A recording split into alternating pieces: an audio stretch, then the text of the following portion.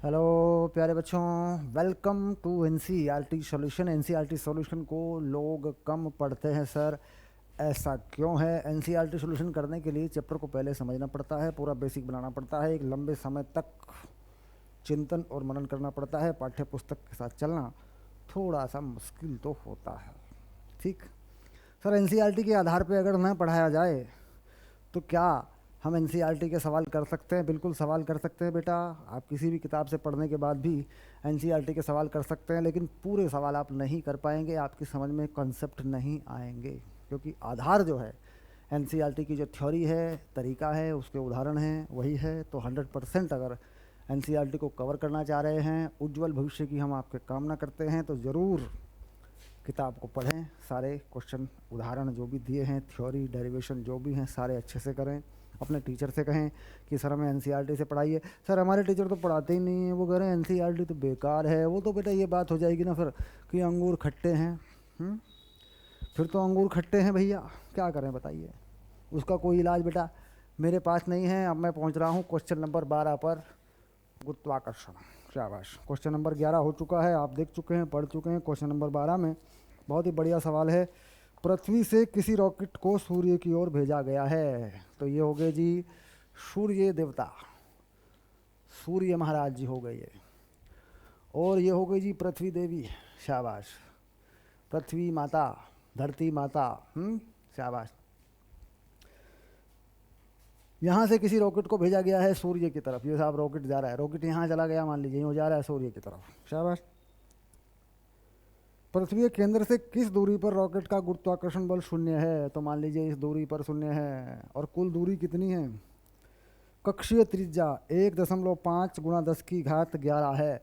यानी जो दूरी यहाँ से यहाँ तक बचेगी बेटा, ये कितनी बचेगी जरा सोच के बताओ। ये वाली दूरी ये बचेगी 1.5 गुणा 10⁻11 माइनस एक्स। पक्का?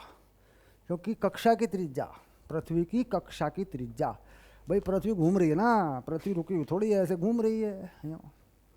तो पृथ्वी कक्षा की त्रिज्या कितनी है? 1.5 10⁻11, और उसमें से एक्स दूरी पर जाने पर इस रॉकेट पर बल 0 हो गया है।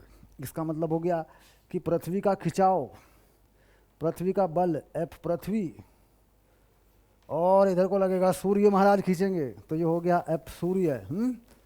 दोनों बराबर हो गए विपरीत दिशाओं में, तो ऐसे में बल हो जाएगा 0। अब क्या करें सर? अब क्या करें? अब इस x का मान तुम्हें बताना है, तो क्या करें? दोनों बल विपरीत दिशाओं में हैं, समान हो गए हैं सर, तो फिर कर देते हैं एफ सूर्य बराबर एफ पृथ्वी, और इसका कोई द्रव्यमान m मान लेते हैं।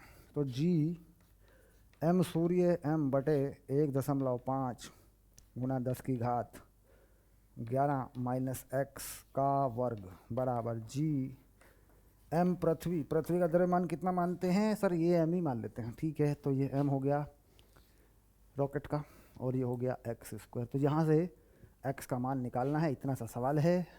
कैसे करेंगे आप? सर यहाँ से ही नहीं होता है सर, सर मुझे यही दिक्कत आती है। तो मैं क्या करूँ? पहले तो ये जी काट लूँ, पहले ये m काट लूँ। तो बेटा मैं तो ऐसे करूँगा, देखो 1.5 मुझे चाहिए x का मान, शाबाश बढ़िया बात है, माइनस 10⁻11 माइनस एक्स बटे एक्स का स्क्वायर। ऐसे करूँगा मैं तो, इसको इधर ले आऊँगा, इसको नीचे रखूँगा, और उधर ले आएगा ms by M E, ms by M E. मैं तो ऐसे कर लूँगा, और फिर इनका वर्गमूल कर लूँगा, ठीक। अब इसके बाद वर्गमूल से काट दूँगा स्क्वायर, तो 1.5 गुना 10⁻11 माइनस एक्स, दोनों के नीचे x रख लूँगा, ये आ गया x, तो ये 1 हो जाएगा। तो ये हो गया वर्गमूल ms बटे वर्गमूल एम ई। ये जो 1 आया है, देखो माइनस में 1 आएगा ना यहाँ, इसे उधर पहुँचा दूंगा मैं। तो मैं कर लूँगा 1.5 गुना 10⁻11 बटे x, और यहाँ ms प्लस वर्गमूल M E by M E कर लूँगा बेटा, ऐसे। और यहाँ से मैं x का मान निकाल लूँगा, 1.5 गुना 10⁻11 वर्गमूल M E by M S M E, ये दोनों नीचे आएंगे, वर्गमूल एम एस प्लस वर्गमूल एम ई। तो मैं जानता हूँ कि एम एस बहुत बहुत बड़ा है एम ई से, तो इस एम को यहाँ छोड़ दूंगा मैं, एक्स का मान निकाल दूंगा 1.5 गुना 10 की घात 11 वर्गमूल एम ई बटे वर्गमूल एम एस। मैं तो बेटा ऐसे कर दूंगा। ठीक, अब मैं इसमें मान रख दूंगा यहाँ इसमें।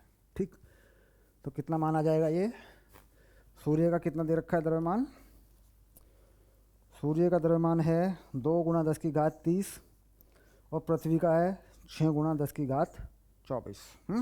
चलिए अब इसको हल करके उत्तर निकालना है। सर उत्तर मिला के देना सर, हम यहाँ वर्गमूल वर्गमूल करने में फंस जाते हैं सर। उत्तर मिला के दूंगा बेटा, चिंता मत करो। तो ये आ गया x 1.1 गुना 10 की घात 15 11 बेटा 1.5 है ना, हाँ 11।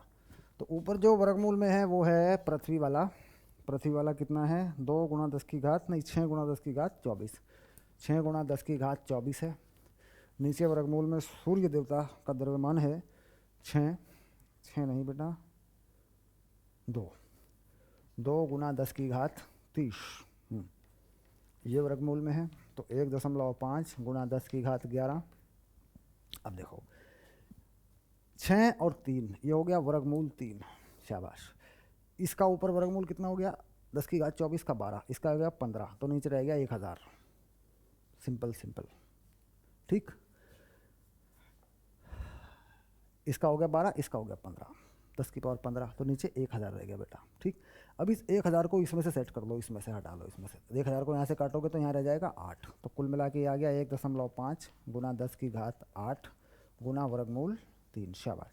इसे गुणा कर लो, वर्गमूल 3 और 1.5 को 1.7, वर्गमूल 3 का मान क्या लगा लें सर 1.7 लगा लो। ठीक, तो 1.7 की गुणा कर लो इसमें, तो 15 से 105 और 15 एकन 15 और 10 25, ये आ गया, और गुना में ये आ जाएगा, और ये हो गया 10 की पावर 8।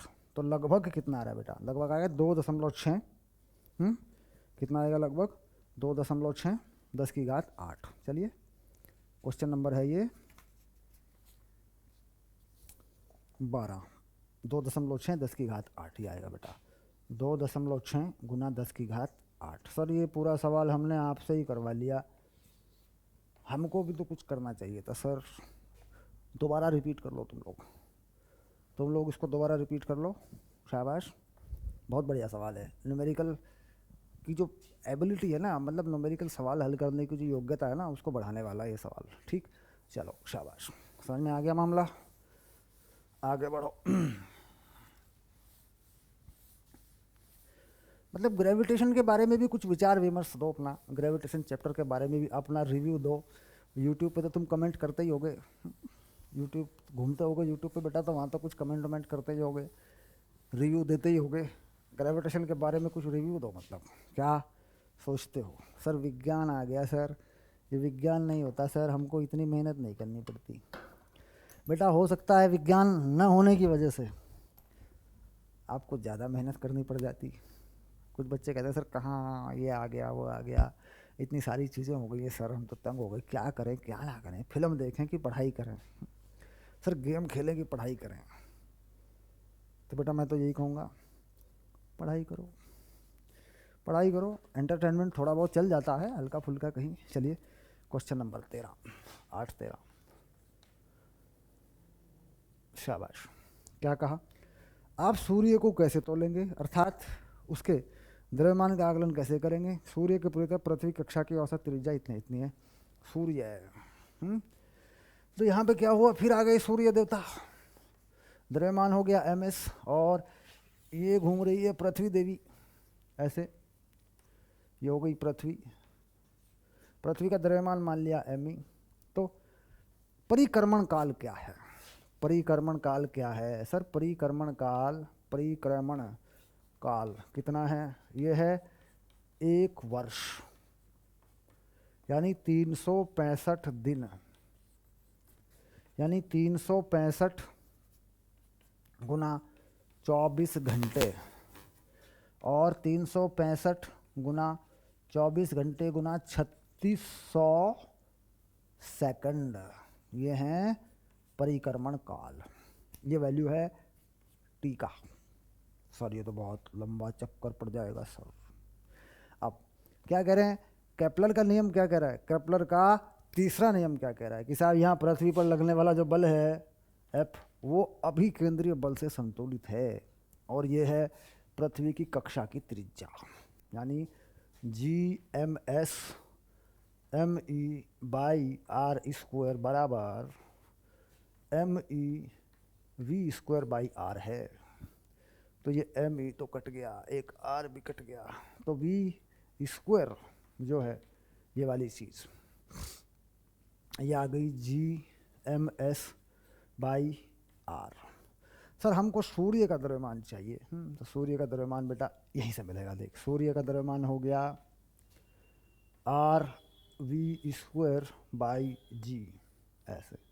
अच्छा V क्या होता है सर, V मालूम है हमको, V होता है 2πr/T, क्योंकि एक चक्कर में कितनी दूरी घूमती है पृथ्वी, पूरा चक्कर मार दे सूर्य का, तो परिधि की लंबाई होती है 2πr, सर इसका स्क्वायर है, तो ये हो गया 2π का स्क्वायर r का क्यूब और GT का स्क्वायर। सर ये हो गया सूर्य का द्रव्यमान MS। तो अब ये देखो कि सारी चीज़ें सवाल में हैं कि नहीं। देखो दे रखा है पृथ्वी की औसत कक्षा की त्रिज्या है r, जो है ना बेटा दे रखा है 1.5 10⁸ ये आपको मालूम है, यहाँ लगेगा बेटा। T परिक्रमण काल का वर्ग लगना है बेटा, ये आपको मालूम है। तो कुल मिला के यही हमारा आंसर है। अब इसको गुणा कर लें, रफली छोटा छोटा करके गुणा कर लें, लगभग वैल्यू निकाल लें, तो ये मान आता है 2 × 10⁻30। कितना मान आता है ये आता है लगभग 2 × 10⁻30 किलोग्राम। ठीक, अब इसे निकालें सर, गुणा करें बेटा, वो वैल्यू डालोगे तब होगा, रफ कॉपी में करना। अभी इसको गुणा करने बैठ गए ना हम लोग तो हो जाएगी अपनी बल्ले बल्ले, शाबाश, क्योंकि बहुत बड़ा T लगना है इसके अंदर। सर सीधा 365 लगा देते, नहीं 365 दिन है, समय लगता है सेकंड में। ठीक, अब देखो 1 10⁵ 8 ये बेटा किलोमीटर है, ध्यान रखना, ये भी देख गुड़ किलोमीटर है ये।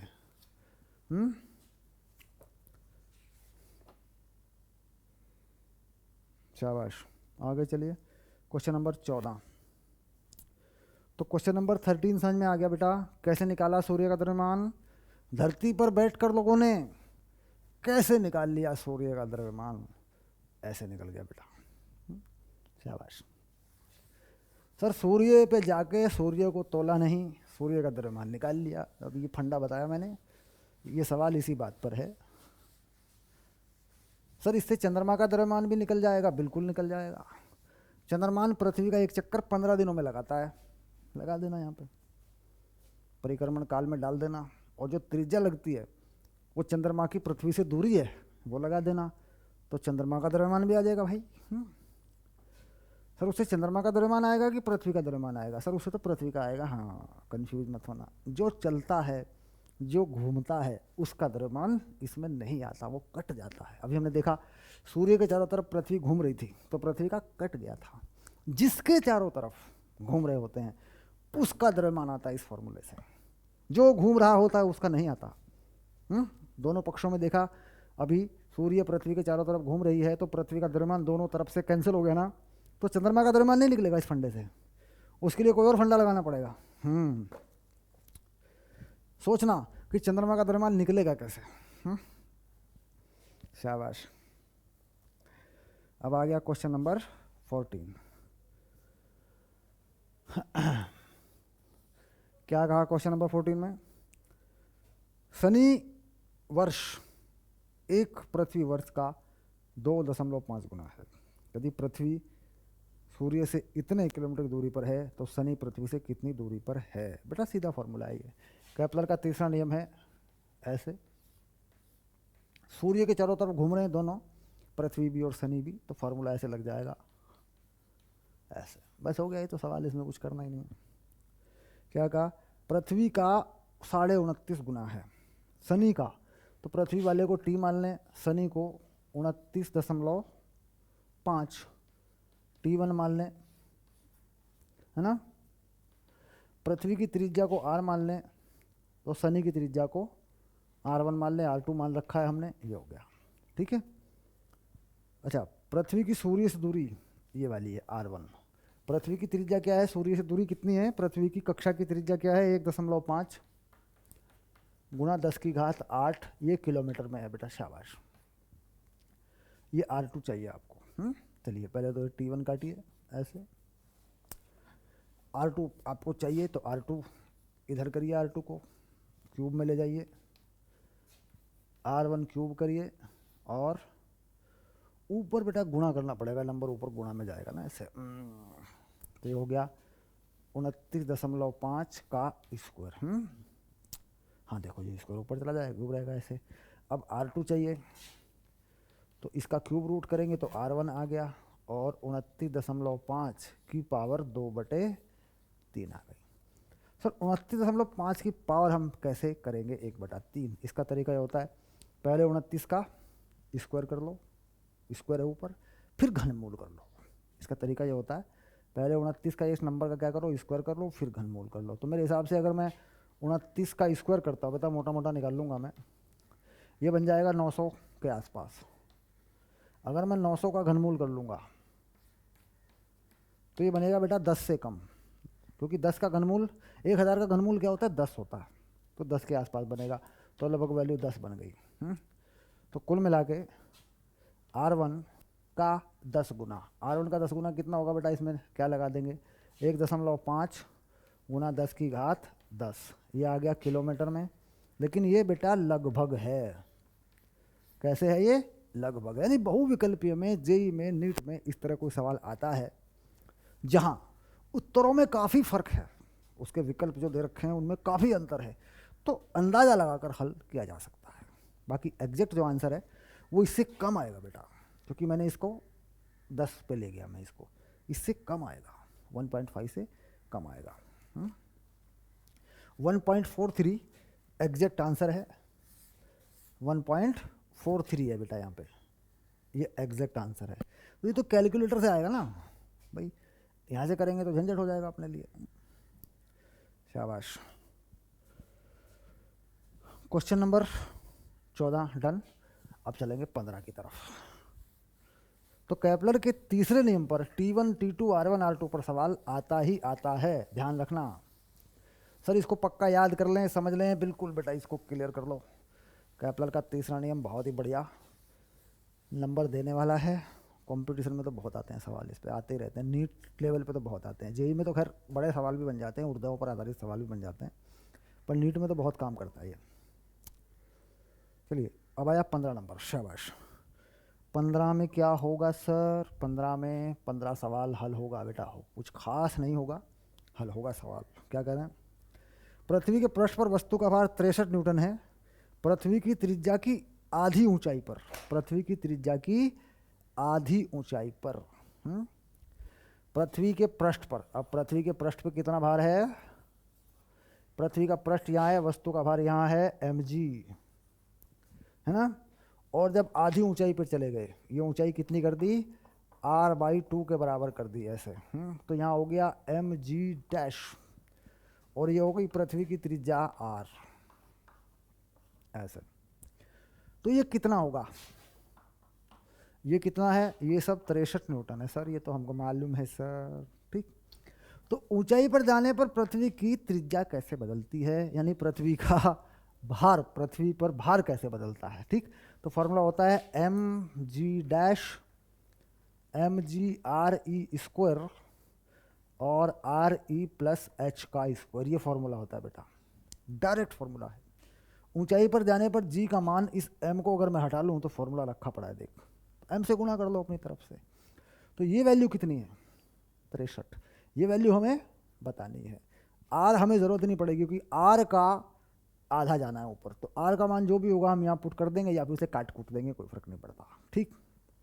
चलिए तो वैल्यू डाल देते हैं हम यहाँ पे, है ना, यहाँ वैल्यू डाल देते हैं, mg re का स्क्वायर, यहाँ क्या हो जाएगा, re और re यानी 3/2 re, यानी 9 re स्क्वायर, और 4 पहुँच जाएगा ऊपर, re स्क्वायर कट जाएगा, तो 4 mg/9 एम जी का मान कितना है बेटा 63, तो 4 इंटू 63/9, तो 9 सते 63, ये हो गया 28 न्यूटन।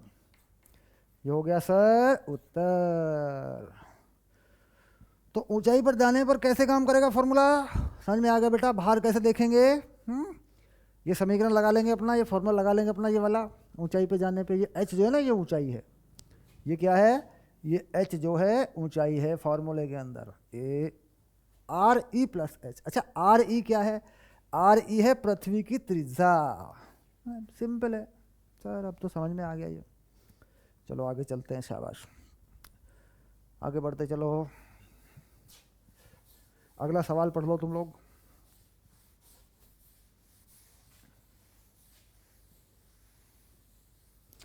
क्वेश्चन नंबर 15 हो चुका, हो चुका। सर ये तो छोटा ही सवाल था, कोई बड़ा सवाल नहीं था। छोटा हो या बड़ा हो, काम तो बेटा करना ही है ना। अब आ गया 16 नंबर, शाबाश। ये मानते हुए कि पृथ्वी एक समान घनत्व का गोला है तथा इसके पृष्ठ पर किसी वस्तु का भार 250 न्यूटन है, यह ज्ञात कीजिए कि पृथ्वी के केंद्र की आधी दूरी पर वस्तु का भार क्या होगा। तब ये भी बहुत बढ़िया सवाल है। ये देखो, ऐसे मान लीजिए यहाँ कोई वस्तु x दूरी पर है यहाँ, तो यहाँ भार होता है mg(x/r(e), और यहाँ भार होता है बेटा पृष्ठ पे mg, बस। तो x का मान कितना रह जाएगा re/2, क्योंकि आधी दूरी पर है। समझ में आ रही है बात। तो mg कितना दे रखा है 250 न्यूटन।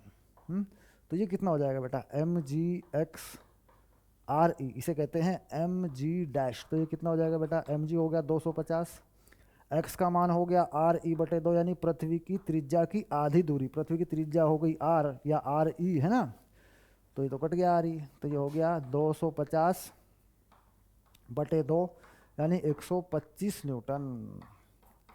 सर अगर मैं यहाँ d रख लूँ ऐसे d, तो फॉर्मूला क्या होता है भाई। यहाँ अगर मैं g का मान देखूँ, g' गहराई पे जाने पे, तो फॉर्मूला ये होता है बेटा g' 1 - d/re, ये फार्मूला होता है बेटा। तो अपन क्या करते हैं, अगर इस दूरी को केंद्र से देखते हैं तो ऐसे कर लेते हैं g re - d/re, याद आ रहा होगा, ये तो तुमने किया है।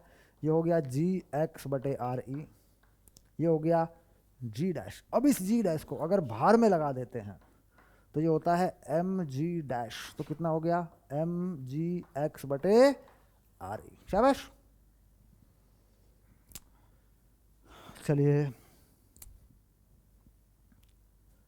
तो भार हो गया आधा, उत्तर आ गया 125 न्यूटन। शाबाश। सर मुझे उम्मीद नहीं थी ये सवाल इतना आसान होगा। उम्मीद पे दुनिया कायम है बेटा, उम्मीद तो होनी चाहिए थी, उम्मीद तो होनी चाहिए थी सर। चलिए अब आगे चलते हैं। पृथ्वी के पृष्ठ से उधरवार धरता ऊपर की ओर, यानी वर्टिकली ऊपर की ओर, उधर्वाधर मतलब ऊपर की ओर 5 किलोमीटर प्रति सेकंड की चाल से दागा जाता है। पृथ्वी पर वापस लौटने से पूर्व यह रॉकेट कितनी दूरी तक जाएगा। पृथ्वी का द्रव्यमान निर्णय। तो पृथ्वी का द्रव्यमान बता रखा है, पृथ्वी का द्रव्यमान बता रखा है। शाबाश।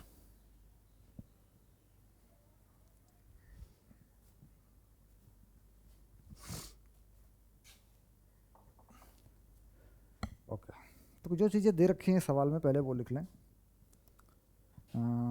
हाँ 17 नंबर बेटा, पृथ्वी का द्रव्यमान m ही है, ये बता रखा है। ये बताया है इन्होंने, वैसे पता तो होता है, 6×10⁻24 किलोग्राम में है। और जिस चाल से रॉकेट फेंका गया उसको u मान लें, u0, ये बता रखी है 5000 मीटर पर सेकंड। 5 किलोमीटर पर सेकंड है ना, तो 5000 लगेगा बच्चों, मीटर पर सेकंड में लगेगा। पृथ्वी की त्रिज्या यानी re इन्होंने दे रखी है, ये दे रखी है 6.4 गुना 10⁻6 मीटर, ये तो मीटर में दे रखा है, अच्छी बात है। और g का मान तुम्हारे याद होना चाहिए 6.67 गुना 10⁻⁷ 11 मात्रक, जो भी इसका मात्रक होता है बेटा वो लंबा चौड़ा मात्रक है न्यूटन मीटर स्क्वायर पर केजी स्क्वायर। तो कह रहा कितनी ऊंचाई तक ये जाएगा, ये गोला या ये वस्तु, ये रॉकेट कितनी ऊंचाई तक जाएगा। ठीक, तो ये सवाल है ऊर्जा संरक्षण पर आधारित। ये सवाल है ऊर्जा संरक्षण पर आधारित प्रश्न, ऊर्जा संरक्षण पर आधारित प्रश्न। इसमें थोड़ा सा ठहरना पड़ेगा। रुक जा रात ठहर जा रे चंदा, बीते ना मिलन की रहना, आज चांदनी की नगरी में अरमानों का मेला। रुक जा रात ठहर जा रे चंदा, रात रुक जा चंदा ठहर जा, बीते ना मिलन की बेला, मिलने की जो बेला है वो बीत न जाए कहीं। आज चांदनी की नगरी में, चांदनी की नगरी है, चांदनी निकली हुई है, अरमानों का मेला, अरमान है दिल में, उनका मेला लगा हुआ है। मतलब ये समय बीतना नहीं चाहिए। ऊर्जा संरक्षण पर आधारित सवाल है, ऊर्जा संरक्षण, शाबाश, यानी एनर्जी कंजर्वेशन। ठीक है, चलिए शुरू करते हैं। तो देखो हुआ क्या है, यहाँ मान लीजिए ये है पृथ्वी, तो पृथ्वी को ऐसे मान लेते हैं, मान लीजिए थोड़ा बड़ा करके मान लेते हैं पृथ्वी को, है ना, थोड़ा दिखाना पड़ेगा हमें। तो ये पृथ्वी की त्रिज्या है ऐसे, और यहाँ से इसको फेंका गया वस्तु को, कितनी चाल दी गई है इसको, इसको दी है u0। यहाँ पर जो कुल ऊर्जा है वो देखेंगे, जैसे ही फेंका उसके तुरंत बाद, मतलब फेंकने के बाद, ऐसा नहीं है कि फेंकने से पहले, जब फेंक दिया तो कुल कितनी ऊर्जा है। और ये मान लीजिए यहाँ जाकर पहुँच गया और यहाँ इसका वेग हो गया 0 और ये चला गया h ऊंचाई तक, ऐसे। तो यहाँ पर कुल ऊर्जा कितनी है, तो ये a है और ये b है, ऐसे a और b पर ऊर्जा समान है।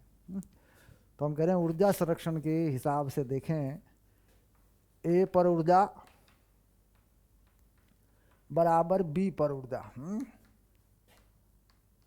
ठीक, ये आ गई बात। अच्छा, a पर ऊर्जा कितनी है, a पे बेटा 2 ऊर्जा है, एक है स्थितिज ऊर्जा, एक है गतिज ऊर्जा। तो यानी u प्लस के, यू ए प्लस के ए, और यहाँ पे भी यू बी प्लस के बी। ओके भाई, यहाँ पे भी यही कहानी है, यहाँ पे भी 2 हैं। अच्छा, वेग कितना है यहाँ पे 0, वेग यहाँ पे 0 है। यहाँ पे कितनी ऊर्जा है, minus G M E M बटे आर ई। इसका द्रव्यमान क्या मान लिया, m, जिसको फेंका उसका द्रव्यमान m है। हालांकि m का काम नहीं है, ये m कटफट जाएगा बाद में।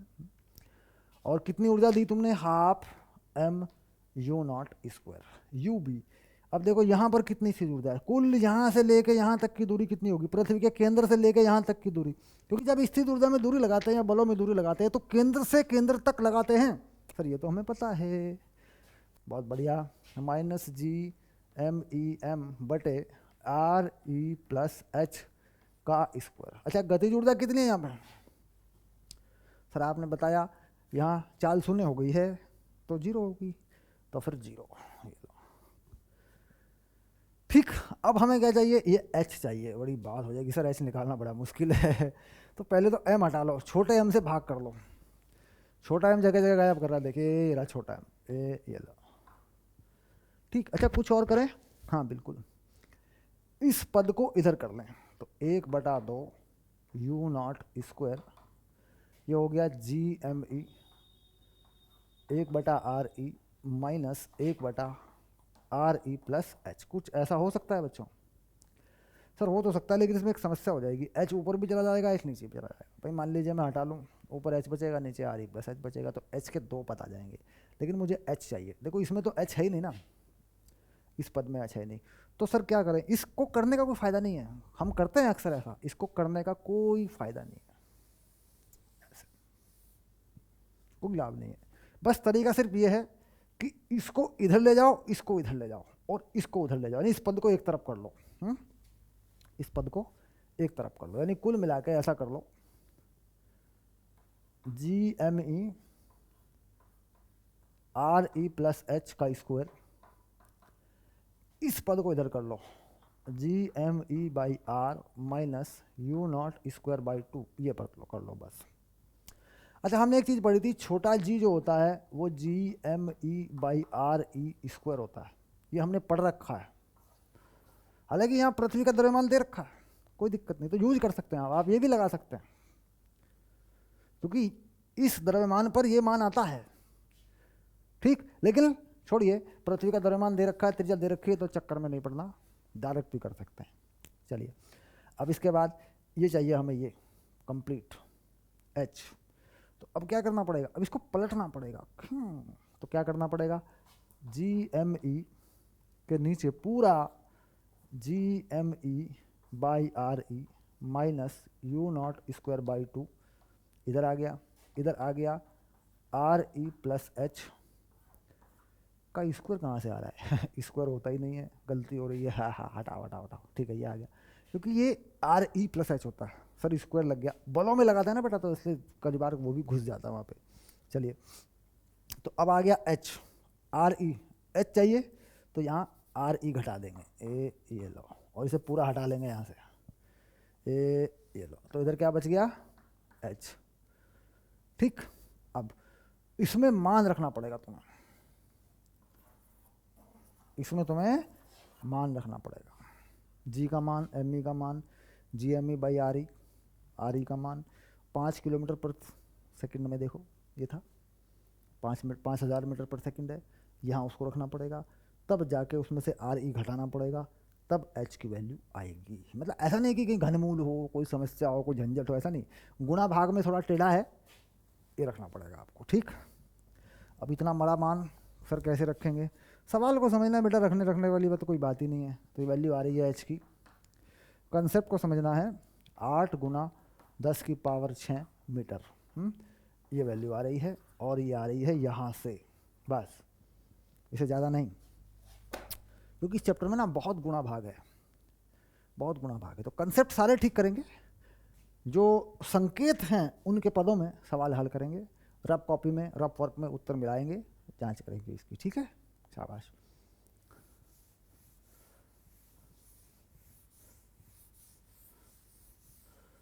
क्वेश्चन नंबर 17 आपका डन हो गया, शाबाश।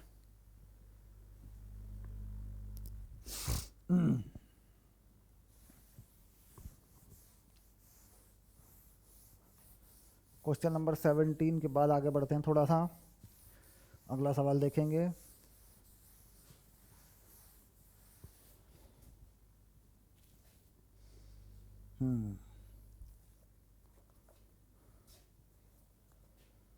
क्वेश्चन नंबर 18, 8-18, शाबाश।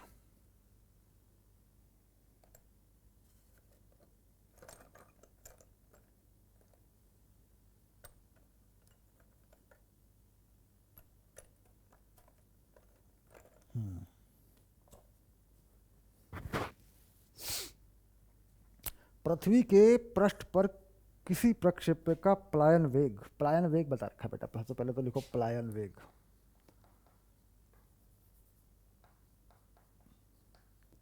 पलायन वेग इसको कहते हैं वीई, यानी एस्केप वेलोसिटी। ये होता है 11.2 पृथ्वी के लिए किलोमीटर प्रति सेकंड, ये बताया हुआ है आपको। किसी वस्तु को इस चाल की 3 गुना चाल से फेंका जाता है, यानी वस्तु को जो चाल दी जाती है, वस्तु को जो चाल देती है यू नॉट हम कह रहे हैं, वो है 3 वीई, 3 गुना चाल से फेंका है पृथ्वी से। पृथ्वी से अत्यधिक दूर जाने पर वस्तु की चाल क्या होगी, मतलब जब ये अनंत पे चली जाएगी वस्तु, अनंत पर चाल क्या होगी, यानी अगर ये वस्तु v अनंत पे चली जाए तो इसकी चाल क्या होगी, बस ये सवाल है। तो सवाल तो सर बढ़िया है। अब मान लीजिए हम पृथ्वी पर किसी वस्तु को फेंकते हैं खाली आकाश में, ये हो गया पृथ्वी यानी ME। यहाँ से मान लीजिए हम किसी वस्तु को फेंकते हैं और एक चाल देते हैं U0 जिसका मान है 3VE, और ये वस्तु चलती जाती है चलती जाती है चलती जाती है चलती जाती है चलती जाती है। सर बोर्ड खत्म हो जाएगा बोर्ड खत्म हो जाएगा। तो ये वस्तु फिर से चलाता हूँ मैं, फिर से चलाता हूँ। ये वस्तु चलती जाती है चलती जाती है चलती, और यहाँ अनंत पर आ जाती है ये वस्तु यहाँ अनंत पे आ जाती है, और इसकी चाल हो जाती है V अनंत के संकेत द्वारा, है ना। तो दूरी कितनी हो जाती है? अनंत। तो यानी यहाँ से यहाँ तक की जो दूरी है वो कितनी होती है? R अनंत बराबर अनंत। सिंपल, ये हो गई, देखो ऐसा। ठीक, अब ऊर्जा संरक्षण, ऊर्जा संरक्षण ऐसे। तो क्या कहा, यहाँ पे कितनी ऊर्जा है? देखो अभी कितनी दूरी है जब फेंका गया, RE पृथ्वी की त्रिज्या के बराबर है बेटा, है कि नहीं। तो यहाँ GMEM बटे RE ये हो गई स्थितिज ऊर्जा माइनस GME। और यहाँ से कितनी ऊर्जा दी है तुमने अपने हाथ से जो फेंका है? सर हाथ से तो नहीं फेंक पाएंगे, ये दिए तुमने U0 का स्क्वायर। जब अनंत पे चला गया तो ये हो गई माइनस GMEM बटे अनंत प्लस हाफ MV अनंत का स्क्वायर। हो जाएगा नहीं हो जाएगा भाई? इसी ऊर्जा में देखो नीचे कितनी दूरी हो गई जब अनंत पे चला गया, तो अनंत हो गई है। तो पद शून्य हो जाएगा ना। ये हो गया तुम्हारा। अच्छा, इसके बाद एस्केप स्पीड की वैल्यू क्या होती है? एस्केप स्पीड होती है 2GME/RE। ये एस्केप स्पीड का स्क्वायर होता, क्योंकि इसका वर्गमूल करके तुम निकालते हो, है कि नहीं। अच्छा, तो यहाँ से GME/RE का मान क्या होगा? GME/RE का मान क्या होता है बेटा? ये होता है VE²/2, है ना। तो ये मान यहाँ लग सकता है, लग सकता है ना, लगा लेते हैं सर। तो माइनस देखो GME/RE ऐसे कितना हो गया? VE²/2, और ये M साथ में है, पक्का। अच्छा, इसके बाद प्लस 1/2 M। ये जो फेंका गया है ये कितना दिया है इसने? 3VE। भाई मालूम है ना, एस्केप वेलोसिटी की 3 गुना चाल से फेंका, तो यहाँ कितना हो गया? यहाँ होगा 9VE का स्क्वायर। सर ये तो मुझे लग रहा है कि अब हो जाएगा सवाल। हाँ बेटा, होना तो चाहिए। तो सारे के सारे जो नीचे के 2 हैं, सबके नीचे 2 हैं, वो गए और M भी गए। तो कुल कितना आ गया? V अनंत वाला आ गया 9 में से 1 गया 8 VE का स्क्वायर। ठीक, अब तो V अनंत वाला आ गया इसका वर्गमूल, यानी 2VE वर्गमूल 2, और ये आ गया उत्तर। तो उत्तर करेंगे 2 वर्गमूल 2, ये होता है 2.8 के आसपास। और V कितना होता है? 11.2 किलोमीटर प्रति सेकंड। तो ये तुम्हारा आंसर हो गया, शाबाश। 34 ये बनेगा बेटा लगभग 34, हाँ लगभग 34 किलोमीटर पर सेकंड के आसपास बन जाएगा बेटा, शाबाश। तो समझ में आ गया। अगर पलायन वेग से ज़्यादा वेग से फेंकते हो तो हाल क्या है दिलों का न पूछो सनम। तो दिलों का क्या हाल होता है, दिमाग का क्या हाल होता है? वस्तु अनंत पे जाके रुकती नहीं है, चलती रहती है। चलो शाबाश। पढ़ते समय थोड़े खुश रहा करो। मेरे हर लेक्चर में मतलब गंभीरता नहीं रहती, किसी किसी लेक्चर में मूड एकदम बढ़िया रहता है। बाकी देखो, पढ़ना तो गंभीरता ही सही है ना, पढ़ना तो गंभीरता से ही है। मतलब टाइम पास बातें ना हो, कभी कभी मूड ठीक कर दो सर। एक आध लेक्चर में तो कुछ कर ही दो, 1-2 लेक्चर में मूड बढ़िया हो जाए तो बढ़िया है, और क्या है। विक्रम सर आते हैं एकदम सीरियस, वो सीरियस होकर पढ़ाते हैं, वो भी ठीक नहीं है, वो भी इमोशनल अत्याचार है बच्चों के ऊपर हंसी मजाक भी थोड़ा सा होना चाहिए। हाँ चलो, अब आ गया 8-19, शाबाश। कोई उपग्रह पृथ्वी से 400 किलोमीटर की ऊंचाई पर परिक्रमण कर रहा है। इस उपग्रह को पृथ्वी के गुरुत्व प्रभाव से बाहर निकालने में कितनी ऊर्जा खर्च होगी। बेटा कंसेप्ट को एक्सप्लेन करूंगा मैं। देखो ये हो गई पृथ्वी और ये हो गया ग्रह, ये कोई उपग्रह है। यहाँ ये उपग्रह यहाँ इस h ऊंचाई पर परिक्रमण कर रहा है। ये उपग्रह जो है h ऊंचाई पर ऐसे घूम रहा है। ठीक, पृथ्वी की त्रिज्या ये हो गई RE, पृथ्वी का द्रव्यमान हो गया ME, उपग्रह का द्रव्यमान हो लिया M। पृथ्वी का द्रव्यमान कितना हो लिया ME और उपग्रह का हो गया M। तो उपग्रह की कुल ऊर्जा जितनी भी है, अगर हम उसके बराबर ऊर्जा दे दें इस उपग्रह को, बाहर से इतना काम कर दें, तो ये बाहर चला जाएगा, यहाँ से अनंत को चला जाएगा ये। ठीक, तो इसका मतलब होता है उपग्रह की कुल ऊर्जा, उपग्रह की कुल ऊर्जा ये होती है बंधन ऊर्जा के बराबर। कितनी होती है बेटा? बंधन ऊर्जा के बराबर। ये होती है -GMEM/2 RE+H। ये होती है माइनस में। तो उपग्रह को अनंत तक ले जाने में किया गया कार्य है। उपग्रह को अनंत तक ले जाने में किया गया कार्य, बस ये जो ऊर्जा है ना इसके बराबर ही दे दो। तो ये माइनस हटा दो बेटा, GMEM/2 RE+H, ये आ गया। ठीक, अच्छा तो GME होता है, ये होता है GRE², पता है ना, क्योंकि छोटा g जो होता है वो GME/RE² होता है ना, याद है ना? ये जब g का मान निकाला था तुमने, तो लगा सकते हैं यहाँ पे। तो ये m हो गया, ये हो गया 2 RE+H। तो सॉल्व कर सकते हैं इसको सॉल्व कर सकते हैं और इसका मान बड़ी आसानी से निकाल सकते हैं बेटा। 6 × 10⁻9 जूल, ये उत्तर आ रहा है 6 × 10⁻9 जूल, ये उत्तर है बेटा। गुणा भाग में इसलिए नहीं कर रहा हूँ क्योंकि लंबा हो जाएगा, टाइम वेस्ट होगा। इस तरीके से सॉल्व करना है, यानी बंधन ऊर्जा के बराबर कुल ऊर्जा दे दी जाए, बाहर से कार्य कर दिया जाए, तो अनंत तक, क्योंकि अनंत पे जाके सारी ऊर्जा शून्य हो जानी है इसकी। अनंत पे जाके इसके इसमें कोई चाल रखेंगे हम, उसकी ज़रूरत नहीं है, हमें सिर्फ अनंत तक ले जाना है इसको।